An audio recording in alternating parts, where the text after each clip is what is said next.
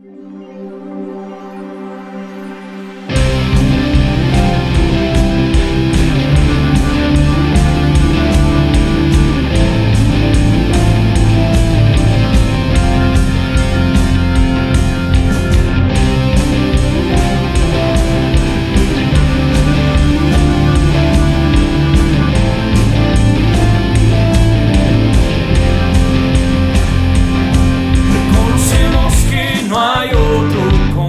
bien, pues vivimos tiempos especiales, tiempos muy difíciles, pero son especiales. Ya empecé, ¿eh? Sí, ya está ahí. Okay. Vivimos tiempos en los cuales la maldad ha crecido exponencialmente. Estamos viviendo una violencia increíble. Y yo estoy cada día más impresionado, me quedo boquiabierto con nuestra realidad hoy. En el pasado nosotros escuchábamos de cosas escabrosas en la nación, ¿verdad? Escuchábamos de cosas difíciles en nuestra nación, pero el día de hoy eso está sucediendo aquí, y por lo que sé, en casi todos los lugares está sucediendo ya. Solo como ejemplo, hubo personas que hace unos años, hace bastantes años ya, tal vez 5, decidieron salir de sus ciudades por la violencia y migrar a otros lugares. Tanto es que tenemos aquí familias que vienen de otros lugares, específicamente, por ejemplo, de Michoacán. ¿Cuántos se acuerdan de la violencia que se soltó en Michoacán hace algunos años? Y respondan, por favor, porque estoy hablando a gente que tiene boca. Y también en Monterrey, ¿verdad?, se desató una violencia impresionante. Ciudad Juárez, por ejemplo, el año pasado que estuvimos allá, nos platicaban de al grado que fue la violencia en Ciudad Juárez, donde, por ejemplo, unas mujeres iban caminando y vieron cómo alguien fue baleado, ¿verdad?, en pleno tráfico. O sea, iban los coches y alguien en otro vehículo le dispara al otro y el vehículo quedó ahí postrado. Otro caso donde una mujer iba manejando y le cayó una cabeza en su parabrisas. O sea, alguien que fue decapitado y aventaron la cabeza. Personas que cuando vieron todo eso quedaron tan chocadas que tuvieron crisis, ¿verdad?, durante mucho tiempo. Estuvieron en crisis, en shock de ver la violencia. Literalmente había cierto toque de queda, no hablado pero implícito, donde la gente ya no salía a cierta hora de sus hogares. Y generalmente los de Ciudad Juárez van a comprar al Paso. Ahí es más barata la gasolina y mejor, los precios son más bajos generalmente, y se van al Walmart del Paso, que está a unos minutos de ellos. Y la balacera que hubo en Ciudad Juárez, en El Paso, la balacera que hubo fue de gente anglosajona que odia a las razas extranjeras, ¿verdad?, a los mexicanos en sí. Y varios muertos son conocidos de las personas que nosotros tenemos contacto y con las que ministramos allá. Entonces esa violencia afectó a ellos. Y todo eso lo estuvimos escuchando por muchos años, estuvimos viviendo eso en otros lugares. Pero esa violencia está aquí hoy. La semana pasada yo regresaba del Hospital General de llevar a un vecino, y cuando llegué estaba cerrada la calle por la cual iba a entrar a mi colonia. Estaba cerrada por un tránsito con una lámpara dirigida hacia los coches, y acababan de matar a alguien ahí. Tuve que buscar otra entrada a mi colonia. Y después me enteré que fue un joven que yo conocía, que lavaba los coches, ¿verdad?, y me dio mucha tristeza. Se le habló del Señor a él, se le habló del Señor. Pero ahora mi esposa estaba dando el movimiento el viernes en la colonia vecina, Las Arboledas, y mientras estaba dando la clase se soltaron los policías, el ejército, la Guardia Nacional llegó, porque entre el paisaje y Las Arboledas hubo tiroteos y alguien murió, y la policía estuvo durante mucho tiempo Estuvieron los vehículos haciendo un relajo, se cerraron las calles y las patrullas iban para allá, los policías, la Guardia Nacional estaba yendo para todos lados buscando a un sicario que parecía que estaba ahí de moto con un arma, que acaba de matar a alguien. Y mi esposa entró en pánico y ella se estaba condenando por haber dudado, por haber tenido falta de fe. Le dije, Tere, estabas en medio de una balacera, o sea, estabas en medio de los convoys, casi estabas en medio de una película de Hollywood. Tú que querías estar con toda la paz del mundo, pues tampoco, ¿verdad? Eres carne, eres una mujer normal, y ese pánico que te entró, ese miedo. De hecho, no podía salir, cerraron la cortina de donde estaba dando ya el movimiento y no podía salir. Tuvo que regresarse en camión porque las calles estaban cerradas. Vio que un camión estaba pasando y lo agarró, y todo estuvo con ese pánico, con ese sentimiento, con ese sentir todo el día. Hace tiempo, se los conté, en mi colonia aventaron un cuerpo decapitado en la basura y le prendieron fuego. ¿Y qué está pasando? ¿Qué está sucediendo? Simplemente es la maldad. Simplemente es el resultado de la separación del hombre de Dios.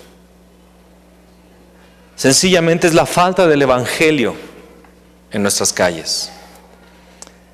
Y de alguna manera, hermanos, no quiero ser totalmente radical en esto, pero de alguna manera es la ausencia también de la iglesia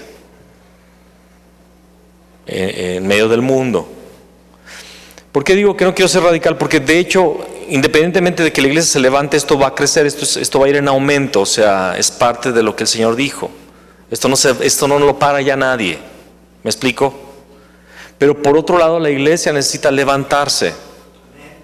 Yo estoy hablando todo esto no para que tengamos miedo o para que nos asustemos, sino que es una realidad y no podemos quedar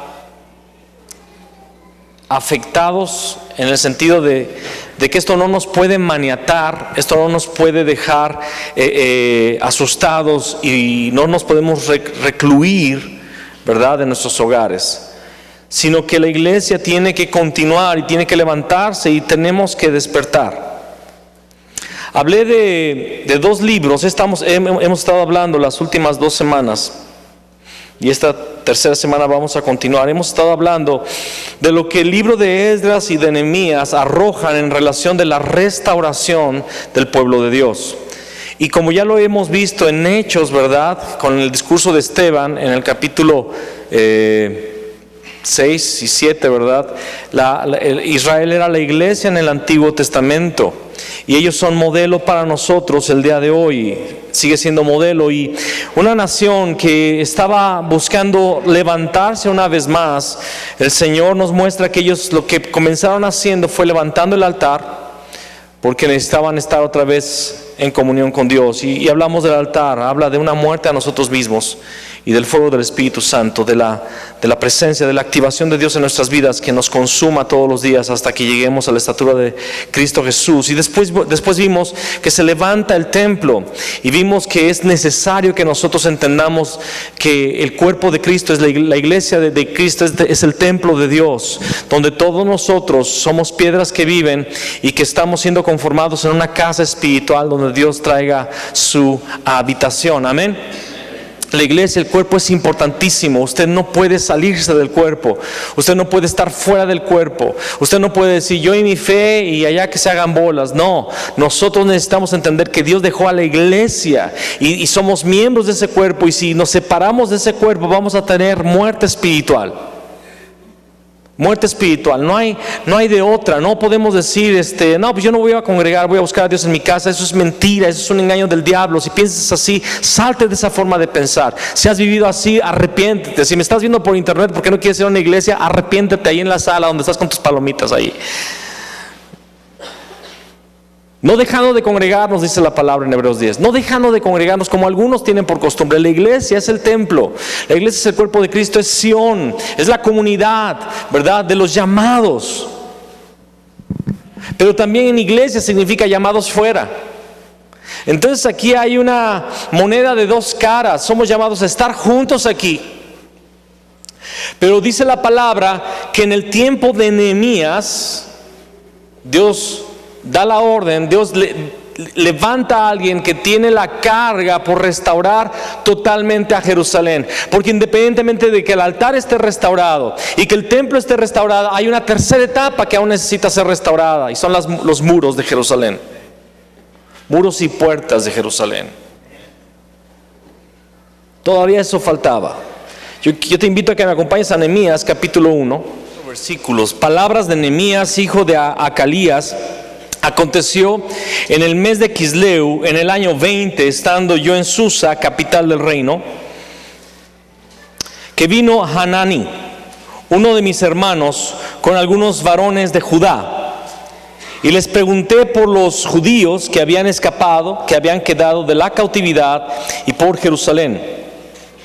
Y me dijeron: el remanente, los que quedaron de la cautividad allí en la provincia, están en gran mal y afrenta. Están en gran mal y afrenta. Están en gran mal y afrenta. Pero fíjense la notificación: y el muro de Jerusalén derribado y sus puertas quemadas a fuego. ¿Por qué estaban en gran mal y afrenta? Porque el muro está derribado y porque las puertas están quemadas a fuego. Cuando oí estas palabras, me senté y lloré y ayuné, e hice duelo por algunos días, y ayuné y oré delante del Dios de los cielos. Ciertamente, en forma particular, la iglesia, en forma personal estoy hablando, nosotros aquí, para nosotros es esta palabra, nosotros aquí hemos estado recibiendo una restauración como iglesia, amén. El Señor ha ido restaurando a la iglesia las verdades y los principios de la palabra. Ha estado restaurando en nuestras vidas el evangelio. Dios está arrojando nueva luz, nueva profundidad de su palabra, nueva revelación de su Hijo, una revelación más profunda y una exactitud cada día mayor. Y el Señor está haciendo que eso suceda, haga que la iglesia se esté levantando, que la iglesia realmente esté siendo edificada. Y con esto no estoy diciendo que ya estamos bien. Necesita haber todavía la restauración del templo. Nosotros todavía necesitamos crecer más. El templo de Dios necesita ser edificado en su totalidad. Todavía no hemos de cierta forma acabado. Y bueno, esto no va a acabar hasta la venida del Señor Jesús, entiéndase. Pero en este paradigma, en este orden de Dios, la palabra dice que Nehemías estaba muy bien. Él estaba en la corte del rey. Es en el tiempo del reinado de Jerjes. Ciro dio la orden, ¿verdad? Y después Darío volvió a dar la siguiente orden para continuar la obra que se paró del templo, ¿se acuerdan? Y después de Darío viene Artajerjes un tiempo, ¿verdad? Y después aquí vemos a Jerjes. Estamos hablando del imperio medo-persa. Y Nehemías es copero del rey, es amigo del rey, es la persona de más confianza. El copero del rey era la persona de más confianza porque él primero experimentaba lo que el rey había de comer para que no fuera envenenado. Entonces tenía que ser el hombre de más confianza. Y es el hombre de más confianza, está en la corte real, está en el palacio real, le está yendo muy bien a Nehemías. Pero cuando viene a alguien que trae un reporte de Israel, de Jerusalén, pregunta por el estado de Jerusalén, y cuando se da cuenta de que su nación está en estado de calamidad, dice en afrenta. En gran mal y afrenta. ¿Por qué estaban en gran mal y afrenta? Porque aunque ellos habían restaurado el altar y habían restaurado ya el templo, la nación no tenía muros. Estaban desprotegidos. Los enemigos hacían de ellos lo que querían. De hecho, estaban todavía sometidos a los caprichos de sus enemigos. Y ustedes van a ver que Sanballat, Tobías y Gesem y otro tipo que se me olvidó ahorita el nombre, siempre los están amedrentando, siempre los están asustando, siempre están amedrentándolos, ¿verdad? Amenazándolos constantemente, y ellos tienen miedo. Parece como que esos tres tipos son los que mandan y son los que dictan lo que se va o no hacer en Jerusalén. Entonces, cuando escucha que los muros están caídos, derribados, las puertas quemadas a fuego, él se sienta, llora, hace lamentación, dice aquí, hace duelo, ¿verdad? por algunos días, ayuna y ora delante de Dios. Miren, nosotros podemos estar bien aquí, podemos estar contentos con nuestra salvación, podemos estar felices de estar en medio del pueblo de Dios, de pertenecer a la familia de Dios. Soy cristiano, soy salvo, tengo a Cristo, tengo el Evangelio. El problema de la separación fue resuelto en mi vida, gloria a Dios, estoy feliz. Pero necesitamos ver hacia afuera. Necesitamos entender que los muros se tienen que levantar. ¿Qué es una ciudad sin muros? En este contexto, es una ciudad que está a merced de sus enemigos. Una ciudad, un lugar, un pueblo en gran mal y afrenta.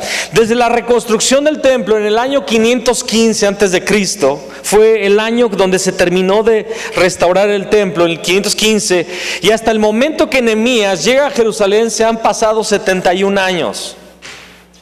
La venida de Nehemías a Jerusalén fue en el año 444 antes de Cristo. Recuerden que el conteo es al revés, ¿verdad? Entre más grande el número, más lejos del presente. Entre más pequeño el número, más cerca del presente. Entonces, el templo se reconstruye en el año 500 y Nehemías llega en el 444-45 más o menos.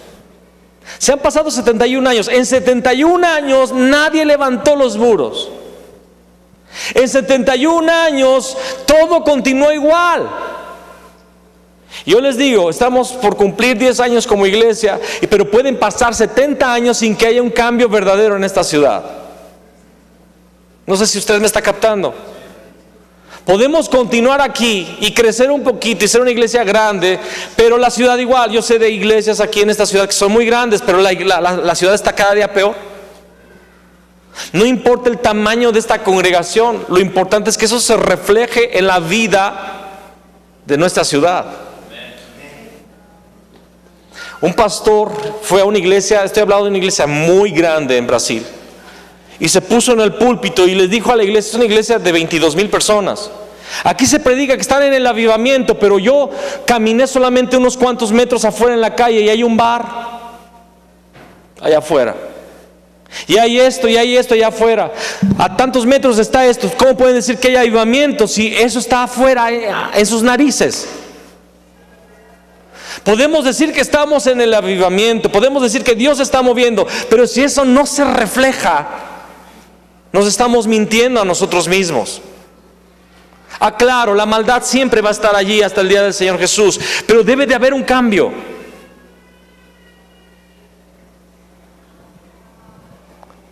Vamos a Nehemías 2, versículo 11 dice: llegué pues a Jerusalén. Hay toda una historia, antes léala en casa, no tenemos mucho tiempo. Llegué pues a Jerusalén y después de estar allí, ¿cuántos días?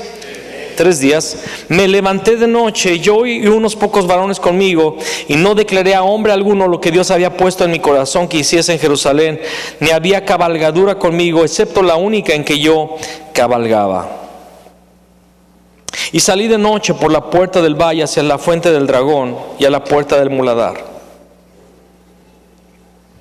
Y observé los muros de Jerusalén que estaban derribados y sus puertas que estaban consumidas por el fuego. Pasé luego a la puerta de la fuente y al estanque del rey, pero no había lugar por donde pasase la cabalgadura en que iba. Y subí de noche por el torrente y observé el muro. ¿Dónde estoy? Perdón. Y subí de noche por el torrente y observé el muro y di la vuelta y entré por la puerta del valle y me volví. Y no sabían los oficiales a dónde yo había ido, ni qué había hecho, ni hasta entonces lo había declarado yo a los judíos y sacerdotes, ni a los nobles y oficiales, ni a los demás que hacían la obra. Les dije pues: vosotros veis el mal en que estamos, que Jerusalén está desierta y sus puertas consumidas por el fuego.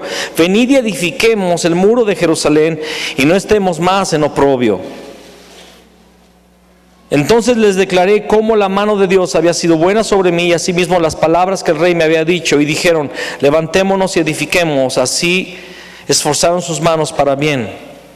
Pero cuando lo oyeron Sanballat, horonita, Tobías el siervo amonita y Gesem el árabe, hicieron escarnio de nosotros y nos despreciaron diciendo: ¿qué es esto que hacéis vosotros? ¿Os rebeláis contra el rey? Y en respuesta les dije: el Dios de los cielos, Él nos prosperará. ¿Cuántos dicen amén?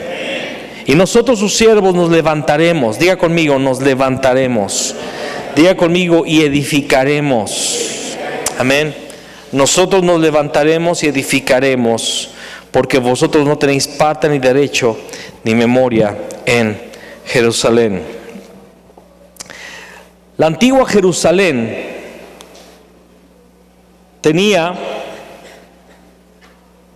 10 puertas.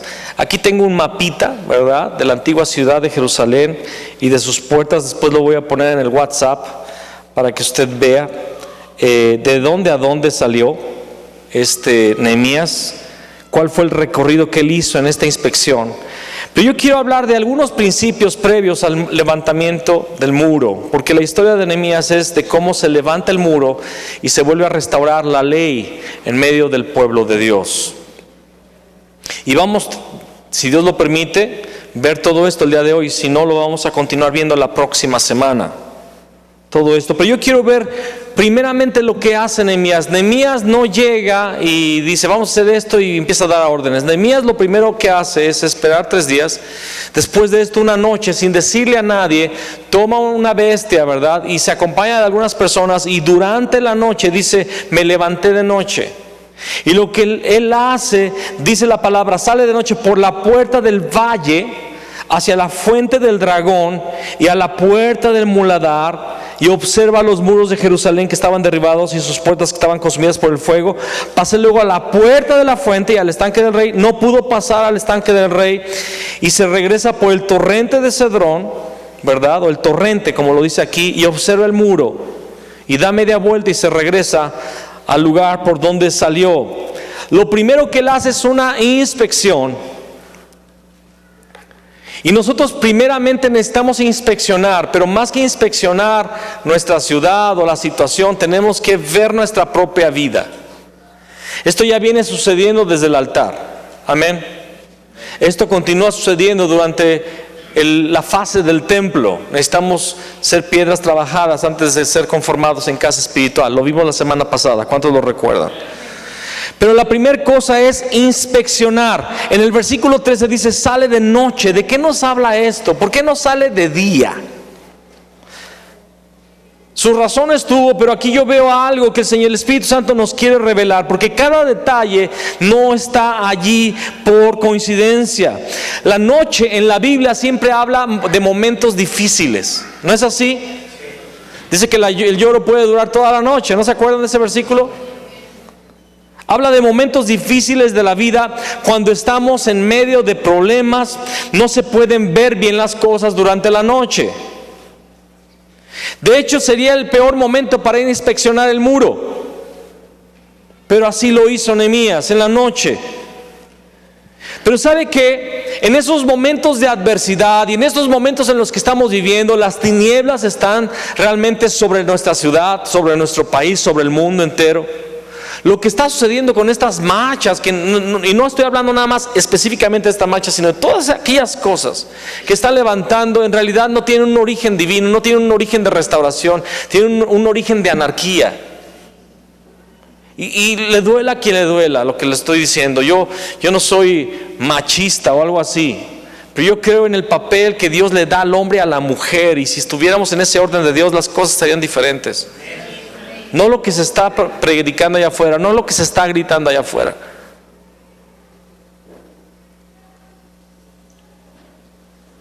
Pero las tinieblas están allí, y es en el momento difícil, cuando en medio de la adversidad es cuando realmente buscamos más al Señor. ¿No es así? Cuando nos enfermamos, ¿no nos ha pasado esto? Yo acabo de tener una enfermedad muy fuerte. No sería grave para muchos, pero para mí sí fue muy fuerte, me la pasé muy mal. Y en medio de aquella noche que no dormí un solo minuto, yo estaba clamando a Dios: Señor, ayúdame. Es en la adversidad, es cuando tenemos crisis financiera, crisis matrimonial, crisis familiar. Es cuando viene una demanda, o cuando sufrimos un accidente, algo que sucede inesperado, inusitado en nuestra vida. Es cuando buscamos al Señor. Y es en este momento de oscuridad cuando necesitamos volvernos a Dios, buscar su rostro y pedirle que Él intervenga. Sale de noche y sale por la puerta del valle. En realidad esa puerta del valle es un barranco. Es un lugar es una bajada muy precipitada. Es un lugar más que nada, más que un valle, es un cañón. Y esto habla de que debemos inspeccionar, ¿verdad?, en nuestra vida de forma profunda, ir a los lugares profundos. Él sale, hay 10 puertas, hay muchos lugares por los cuales Él pudo salir, pero Él escoge la puerta del valle y no fue Él, fue el Espíritu Santo que nos está dictando algo. Es importante ir a lo profundo de todo esto. El problema no es político, el problema no es económico, el problema no son las drogas, el problema no son los cárteles, el problema es espiritual. Y es algo muy profundo, de lo cual todos nosotros somos parte. De forma directa, la iglesia es parte en su antipatía o apatía, más bien su apatía, su indiferencia. Pero como le dijo Mardoqueo a Esther, si tú no te mueves, respiro y liberación vendrá de otro lugar y tú ciertamente vas a perecer. Si no hacemos nada, si seguimos indiferentes o apáticos, en algún momento te va a llegar. Más nos vale morir peleando que morir por no pelear. Y dijo una frase muy padre, me salió muy chida. Más vale morir peleando que morir por no pelear. No estaba escrito, de veras. Necesitamos movernos, ir a hacer esa inspección de forma profunda. Él sale por el valle, ese barranco, ese cañón. Él va a un lugar profundo. Y luego dice la palabra que pasa, va hacia la fuente del dragón. Sale por ese lugar hacia la fuente del dragón. Hay muchos datos históricos que les podría hablar de dónde queda este lugar, pero de forma metafórica está hablando de Satanás. Satanás viene siempre a acusarnos y a condenarnos. Cuando nosotros estamos dispuestos a hacer una inspección y a ser introspectivos y a analizar nuestra vida, nosotros, nuestra familia, la iglesia del Señor, el movimiento en el cual estamos, necesitamos entender que Satanás inmediatamente se va a levantar a acusar y a condenar. En Apocalipsis 12, versículo 10, que ya conocemos muy bien, dice la palabra que Él es el acusador. En Zacarías 3, versículo 1 y 2, dice que Satanás estaba al lado del sumo sacerdote Josué y estaba allí para acusarle.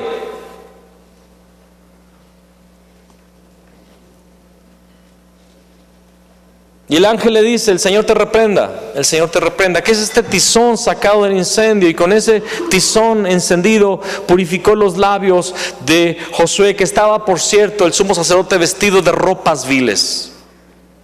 Realmente nosotros hemos participado de las tinieblas. Realmente nosotros tenemos mucho que ver con la situación de nuestra ciudad. ¿Sabe por qué? Porque también nuestras familias no están muy bien, que digamos. Porque muchos de nosotros no estamos corriendo bien como matrimonio, como familia. Y recuerde, yo no estoy apuntando el dedo hacia usted simplemente con orgullo y soberbia, creyéndome algo más. Yo estoy hablando esto también siendo tratado por Dios mientras yo mismo hablo, hermanos. Aunque tengo una hermosa familia, y aunque el Señor nos ha permitido gozar de una presencia de Dios, hay muchas cosas que aún no son ideales delante de los ojos de Dios. Lo que usted opine a mí no me interesa, pero lo que Dios opina de mí sí me interesa. Y yo sé que a los ojos de Dios hay cosas que necesitan ser aún tratadas y ordenadas en nuestras vidas, en nuestras casas, en este ministerio, en esta congregación. Y Satanás va a venir a acusarte, va a venir a condenarte, pero yo no te estoy pidiendo que des oídos a Satanás, porque eso de nada sirve. Dice la palabra que el arrepentimiento del mundo produce muerte, pero el arrepentimiento de Dios, ese produce vida. Porque el arrepentimiento del mundo es remordimiento, es acusación de Satanás, que te dice: tú no mereces, no puedes estar en la presencia de Dios. Pero el arrepentimiento genuino del Espíritu Santo es que realmente no merecemos estar en la presencia de Dios por nuestras fuerzas, pero hay alguien que ha derramado gracia para que yo me presente delante de Él y obtener oportuno socorro. Mi Cristo, mi Jesús.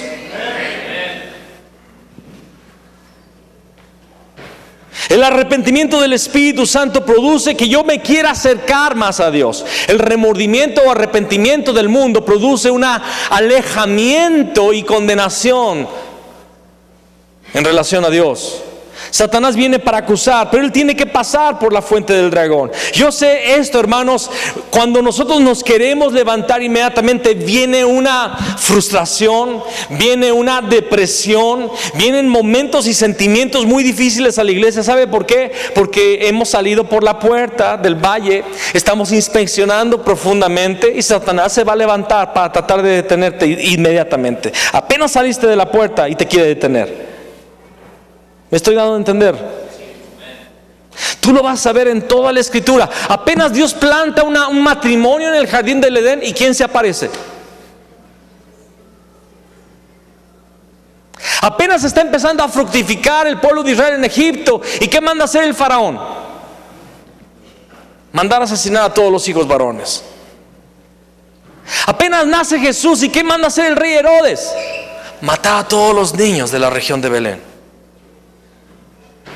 Apenas está por dar a luz la mujer de Apocalipsis 12, el hijo varón, ¿y quién aparece? El gran dragón queriendo comerse al bebé. Apenas llega Nehemías a reconstruir los muros, y él tiene que pasar por la fuente del dragón. Apenas Jesús va a iniciar su ministerio, acaba de ser bautizado, y Dios lo envía al desierto a ser tentado por el diablo. Así es que no te asustes por las pruebas que estás enfrentando, o como iglesia las situaciones que estamos enfrentando, porque en realidad es que hemos activado, el Espíritu Santo nos ha activado y estamos comenzando la obra de reconstrucción, de restauración, y el dragón viene. Satanás viene. No hagas caso a la acusación de Satanás. Aprende a discernir la voz del diablo y la voz del Espíritu Santo. El Espíritu Santo te va a llevar al arrepentimiento y a un acercamiento a Dios. Pero cuando tú sientas que tú estás mal, yo no la hago, es que yo no, ¿cómo se dice? No doy jeito. Yo no presto, no sirvo, no la voy a hacer, mejor me alejo. ¿Ah? No doy una, gracias. No doy una. Cuando pienses así, recházalo. Tú eres hijo de Dios. Y Él te llamó a reconstruir, Él te llamó a edificar, Él te llamó a restaurar. Y Dios te va a usar a ti y a mí juntos. No te alejes, no dejes de venir, no dejes de buscar al Señor. Por el contrario, entre más difícil se vea la cosa, pisa más hondo en el acelerador. Alguien diga amén conmigo. Después de pasar por la fuente del dragón, dice que va hacia la puerta del muladar. Lo tiene ahí en su Biblia, ¿verdad? Lo está leyendo en el versículo 3, ¿verdad?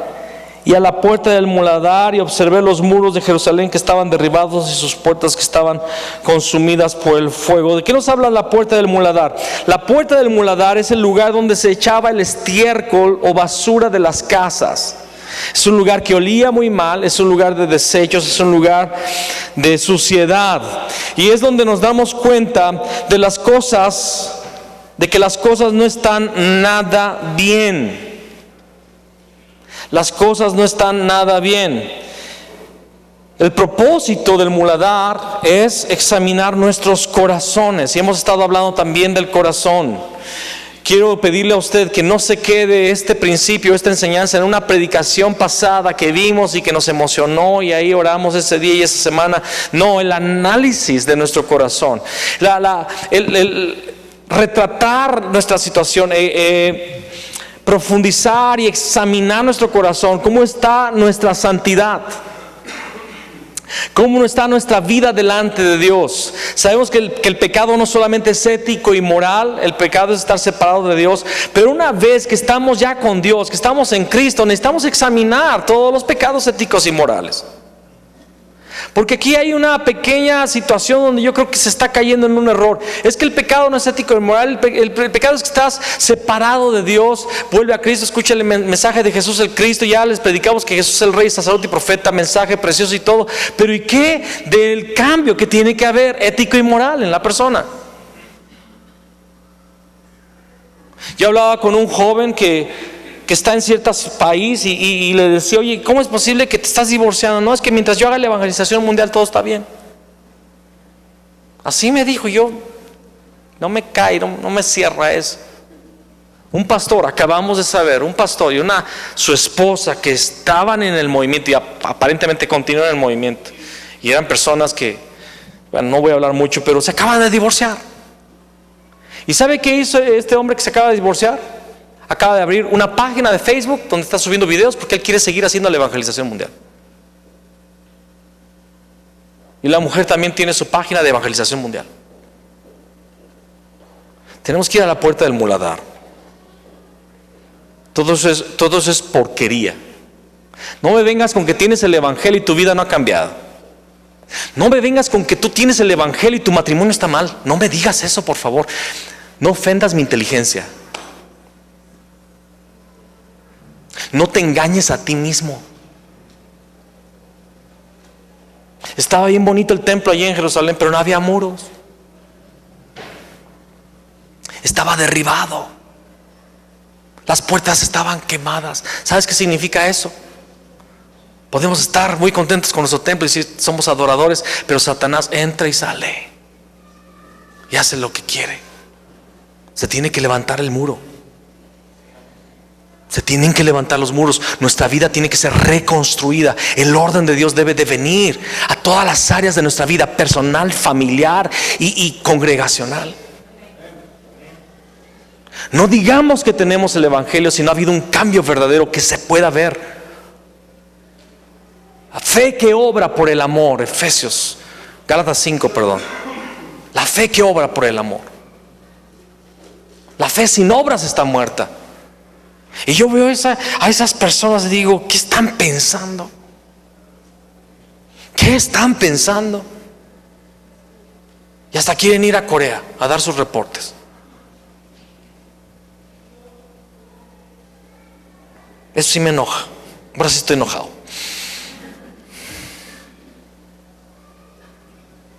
Necesitamos examinar nuestros corazones. Hay anarquía, hay rebeldía, hay desobediencia a la palabra, a Dios, a nuestros líderes, a nuestros pastores. Hay envidia, hay murmuraciones, hay pleitos, celos, iras y contiendas entre nosotros. ¿Está todo bien entre nosotros? ¿O es un muladar? Literal, ¿o es un muladar? Hermanos, somos el templo. Sí, en el tiempo de Nehemías había templo, pero estaba el muladar. Y él va. Necesitamos ser. Nehemías es una persona pragmática. Nehemías es una persona práctica. Él no va a empezar nada sin entender cómo están primero las cosas. Primero se nivela el terreno. Es lo que se hace en una construcción, es así. Se nivela el terreno.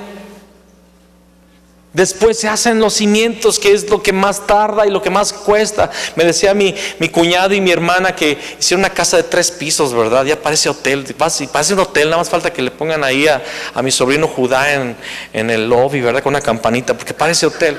Entonces construyó muy alto. Le dije, oye, ¿te salió bien caro esto? Y me dice, aunque no lo creas, lo que me salió más caro fueron los fundamentos. Y no veíamos nada y el albañil le falta esto y hay que echarle más y ya se me había ido casi todo y no veía nada. Pero es que si quieres un edificio alto, necesitas un fundamento grande. Necesitas invertir bastante. Y Nehemías es práctico, él va, primero analiza, hermanos, ¿queremos grandeza? ¿Queremos tocar grandeza? Creo que no, ¿verdad? Voy a aventar un micrófono al que esté dormido. Pero ahora voy a aventar un micrófono chafa de esos más pesados, ¿verdad?, que están ahí atrás. Queremos impactar a nuestra ciudad y a nuestra nación. Y queremos ir a las naciones llevando el evangelio. Queremos ver la segunda venida del Señor Jesús. Queremos ver miles de almas, ¿verdad?, y congregaciones en diferentes lugares siendo plantadas por nosotros en esta ciudad y en la nación. ¿Cuántos desean todo esto? Ok, primero hay que salir de noche por la puerta del valle, aunque nos encontremos con la fuente del dragón, ir al muladar. En el muladar es curioso, en el muladar dice: y observé los muros. Es en el muladar que él observa los muros. Es un principio espiritual. Tal vez Nehemías no se estaba dando cuenta de toda la enseñanza que él estaba arrojando con todo esto, estos pasos, pero en el muladar dice: y observé los muros de Jerusalén que estaban derribados y sus puertas que estaban consumidas por el fuego. Es en ese momento de introspección que debe de ser generado el arrepentimiento y debemos observar nuestras vidas. Y estoy recalcando esto porque yo no quiero nada más un puntito donde usted diga: entonces el muladar significaba esto. No, yo quiero que el día de hoy, así como ha venido sucediendo en varias predicaciones y en varias palabras en el último tiempo y a través de algunos años, pero que hoy volvamos a este principio: arrepentimiento. En nuestras vidas, ¿cómo está tu vida? Ahorita vamos a ir al torrente de Cedrón. Ahí aparece como torrente, pero está hablando del torrente de Cedrón, que es todavía otro nivel mayor de arrepentimiento. ¿Cómo está tu vida? ¿Continúas luchando con aquellos pecados que tenías antes de venir a Cristo? Continuamos, nuestra alma continúa siendo atraída por el mundo. Continuamos vacilando en nuestra mente en cuanto a lo que realmente es el camino que Dios quiere, y empezamos a jugar y decir: no, eso es radicalismo, eso es fanatismo religioso. No, ni tanto, ni me tengo que meter tanto. Mira, con que seas buena persona, eres mejor. Es que hay que ser mejor que los demás. Eres mejor que los demás. Eres buena persona. Hermanos, el cielo no va a estar llena de buenas personas. En el cielo va a estar lleno de personas que aceptaron la cruz de Cristo. Que aceptaron la cruz de Cristo. Hablaba con un matrimonio que se empezó a quejar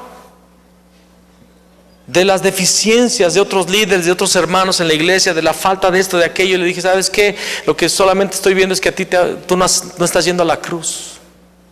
No estás yendo a la cruz. No estás yendo a la cruz.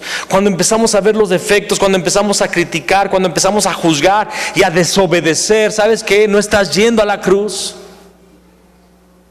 No solo aquí, no quiero jalar agua solamente para mi molino y para mi investidura pastoral, sino en tu matrimonio, con tus padres, con tus hijos. Siempre ponemos el dedo en la persona, y Jesús fue enfático y hasta irónico.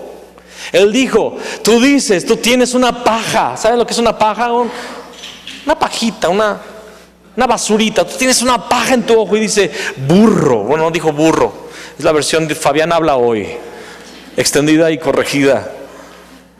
Oye, por favor, criticas al hermano por tener una paja, pero tú tienes una trave. ¿Sabes lo que es una trave? En tu ojo.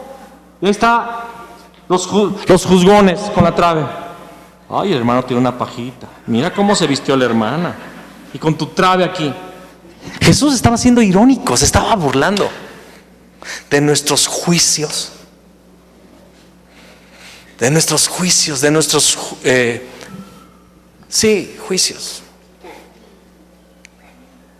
de nuestro falso discernimiento. Estamos en un muladar.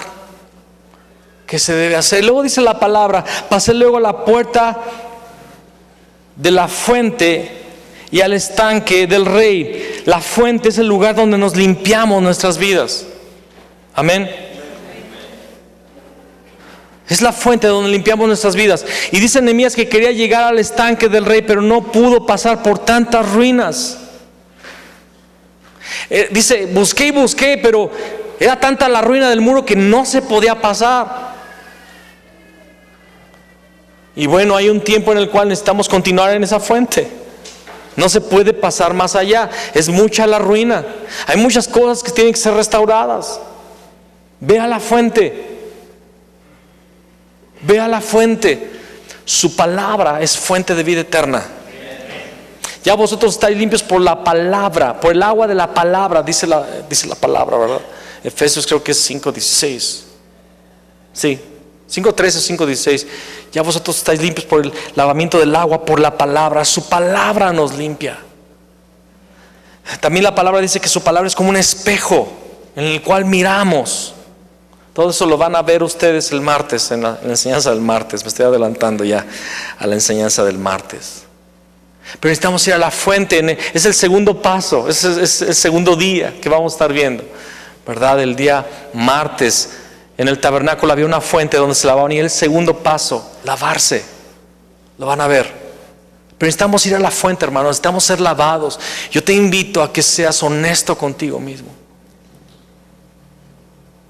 y empieces a confesar. Empecemos a confesar nuestros pecados unos a otros. Obvio, hombres con hombres y mujeres con mujeres. No va a llegar una mujer, hermano, yo tengo problemas con hombres, o sea, me encantan los hombres. No. Ve con una hermana. ¿Me explico? Es en serio. Empecemos a confesar pecados. Empecemos a pedir perdón a nuestra esposa, a nuestro esposo, a nuestros hijos. Hijos, empiecen a pedir perdón a sus padres. Bola de orgullosos, pídanle perdón a sus padres. Hay mucho orgullo en la juventud. Pero es que Él me hizo. Tú pide perdón por lo tuyo. Encárgate de tu mudalar. Es una palabra hebrea. Muladar.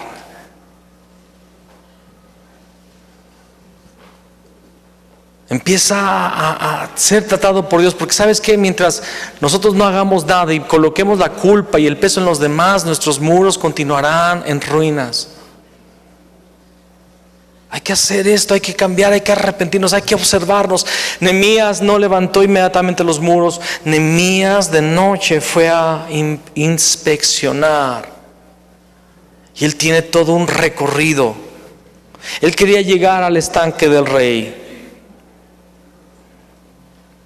Él quería llegar al estanque del rey. Y ese es nuestro propósito. Queremos llegar. No queremos estar en una fuente, queremos estar en el estanque del rey. No queremos nada más estar limpiándonos, queremos llegar al lugar santísimo. Queremos llegar al séptimo paso. Queremos llegar al día de reposo, al lugar santísimo, el arca del pacto, el arca de la presencia. Queremos llegar a ser el séptimo hombre de fe que manifiesta el reposo de Dios, la vida de Dios, el carácter de Cristo. Queremos llegar a ser la expresión viva de la naturaleza de Cristo en la tierra. Queremos llegar al estanque del rey, pero en ese momento no pudo. No pudo. ¿Sabes por qué? Porque había un lugar más que él tenía que pasar. Y es en el versículo 14 que dice: pasé luego a la puerta de la fuente y al estanque del rey, pero no había lugar por donde pasase la cabalgadura en que iba, y subí de noche por el torrente y observé el muro. Otra vez, así como en el muladar, en el torrente, ¿verdad? ¿Se dan cuenta? En el muladar dice que observa los muros, ¿se acuerdan? Y ahora cuando llega al torrente, observé el muro. En el torrente otra vez. Y di la vuelta y entré por la puerta del valle y me volví. El torrente es el torrente de Cedrón. Acompáñame sin perder esta porción a Segunda de Reyes. Está atrasito. Vamos a ver qué significa. La palabra tiene que darle significado a las cosas. 23. Segunda de Reyes 23. Versículo 4 al 6. Dice: entonces Es el tiempo de las reformas de Josías, ¿verdad? Y en esa reforma hay esto. Y entonces mandó el rey al sumo sacerdote Hilcías, a los sacerdotes de segundo orden y a los guardianes de la puerta que sacasen del templo de Jehová todos los utensilios que habían sido hechos para Baal. Qué cosa preciosa, ¿verdad? Yo soy parte del templo, sí, pero lleno de ídolos para Baal. ¿No se da cuenta usted de lo grueso que es Satanás? De lo engañador que es él, de lo bueno para engañar. Él hace que pensemos que estamos en el Evangelio. Y aún con el mensaje de Jesús el Cristo, hermanos, estoy haciendo una aclaración. Porque alguien podrá empezar a pensar, no, es para los que no tienen el Evangelio. No, nosotros, tú. Esto es para tú.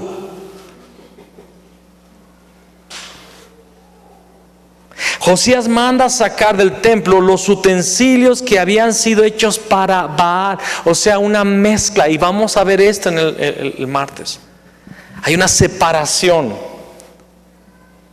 de lo santo y lo profano, que se mezcló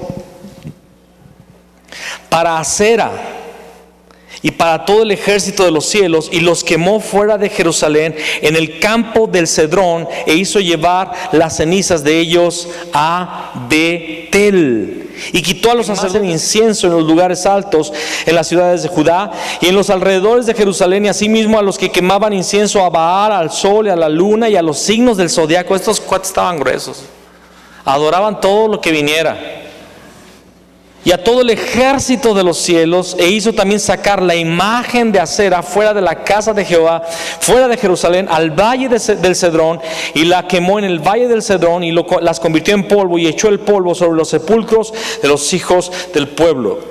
Entonces este lugar habla de un arrepentimiento aún mayor, más profundo, una limpieza profunda. Ese es el lugar donde Israel se despojaba de sus ídolos.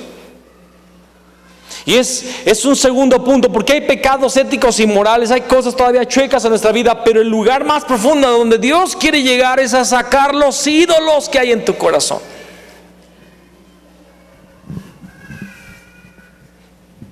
Adoraban al Señor, pero también adoraban a Baal. Adoraban al Señor, pero también adoraban a Acera.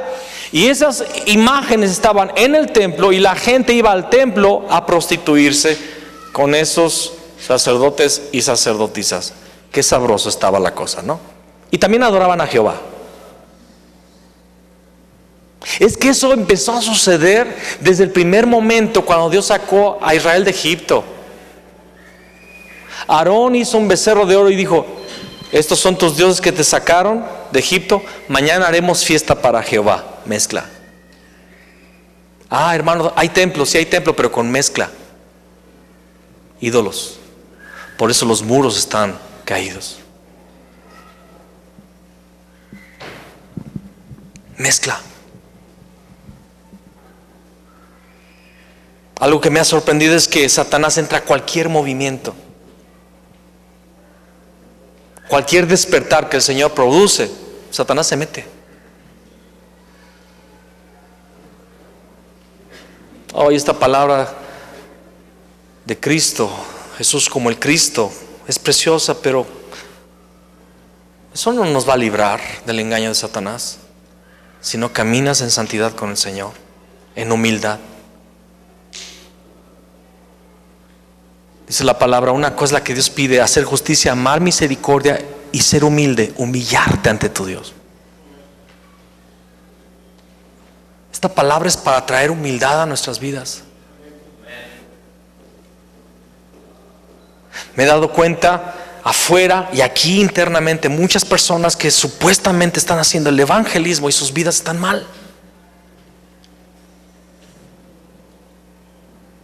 Muchos pastores que dicen estar en el evangelismo y sus iglesias están tronando, cayendo, y con el evangelio. Torrente de Cedrón. Muchos hemos venido aún a este tiempo de exactitud, de revelación de la palabra, pero con ídolos dentro de nuestro templo. Tienen que salir. tienen que ser echados en el torrente de Cedrón. Tienen que ser destruidos. Dice que los redujeron a polvo y los aventaron sobre las tumbas de los profetas paganos. Tiene que ser destruido, tiene que ser aniquilado todo lo vano, todo lo profano, todo lo inmundo en nuestras vidas. En el caso ministerial, nuestros ídolos son una posición en el nuevo movimiento. Y estoy hablando de esto porque esto sale por internet. Y espero que alguno del movimiento vea esto. Una posición en el movimiento. Un nombramiento, una autoridad, una influencia, un renombre. Todo el mundo quiere ser coordinador.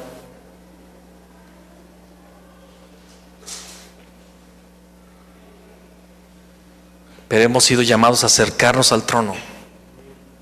Y mientras más nos acerquemos al trono, más nos daremos cuenta que Él es santo. Ay, mis hermanos, Isaías, por decirlo así, estaba en el movimiento. Los primeros 5 capítulos Él está profetizando de parte del Señor, y su palabra es de juicio. Su palabra es: Dios está cansado de sus fiestas, de sus lunas nuevas, sus días de reposo, sus fiestas solemnes, no las puedo soportar.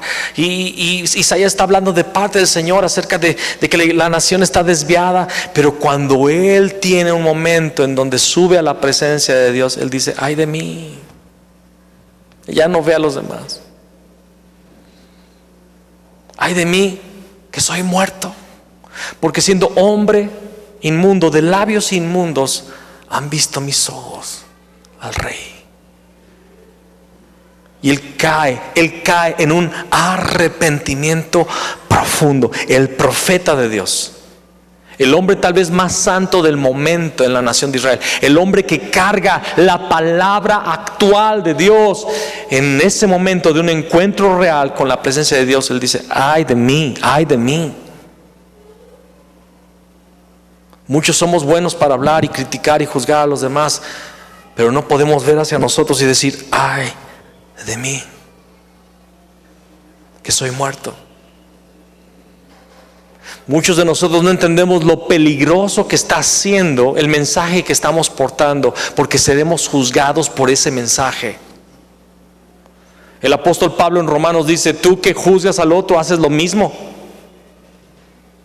Tú que crees ser portador de la verdad vives igual que los demás.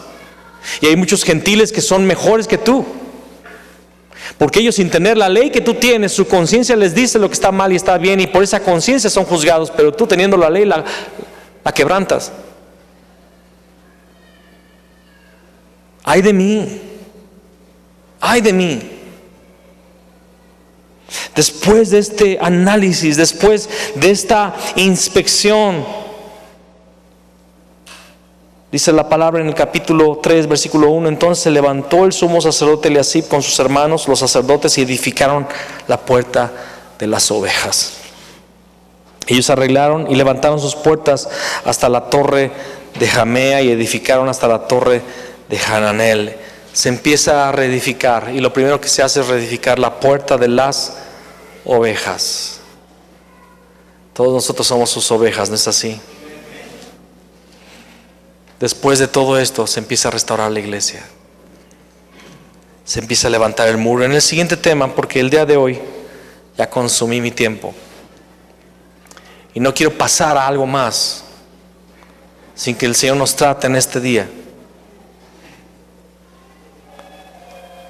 Vamos a ver en el siguiente tema que las puertas, dice la palabra, que llamaremos a nuestros muros salvación y a nuestras puertas alabanza. Vamos a ver que esos muros hablan de Jesús, pero en el sentido de la evangelización. El evangelio. Lo vamos a ver de una forma más profunda. Pero nada de eso se puede levantar si primero no tratamos nuestra vida.